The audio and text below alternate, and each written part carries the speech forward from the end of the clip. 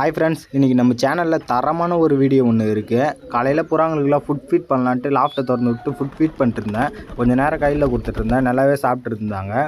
நம்ம ஊர் side climate கொஞ்சம் நல்லா இருந்ததால் இன்றைக்கி நம்ம கிட்ட ரேசிங் ரொம்ப ட்ரெயின் பண்ணலான்ட்டு ரேசிங் ரொம்ப கையில் பிடிச்சிட்டேன். ஐஸ் லைனும் பார்த்துட்டு இருந்தேன். இதான் நம்ம கிட்ட இருக்க ஒயிட் மேல் ரேசிங் ரோமரு. இது ஒரு 3 மந்த்தாக தான் நம்ம வீட்டில் இருக்குது. இதை தான் இன்றைக்கி ட்ரைனிங் போட போகிறோம். இதோட ஐஸ் லைனை நீங்களே பாருங்கள். அதுக்கப்புறம் நம்மக்கிட்ட ஒயிட்டில் ஒரு கர்ணமேல் ஒன்று இருக்குது. இதுவும் நம்ம வீட்டில் ஒரு 3 மந்த்ஸாக தான் இருக்குது. இதையும் இன்றைக்கி நம்ம ட்ரைனிங் போட போகிறோம். இவங்க 2 பேர் திரும்ப வருவாங்களா இல்லையான்ட்டு எனக்கு சரியாக தெரில.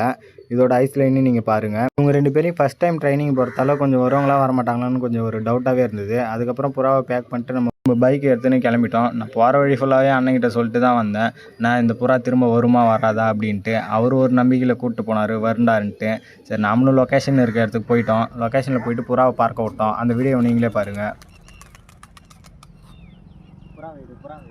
2 பேருமே நல்லாவே பறந்துட்டு இருந்தானுவ. ஆனால் அவனு நம்ம வீட்டு சைடே போகல. அவனுவ இங்கே ஒரே இடத்துல தான் சுற்றிட்டு இருந்தானுவ. நாங்களும் வெயிட் பண்ணி பார்த்தோம். அதுக்கப்புறம் எனக்கும் பயம் ரொம்ப அதிகமாகிடுது.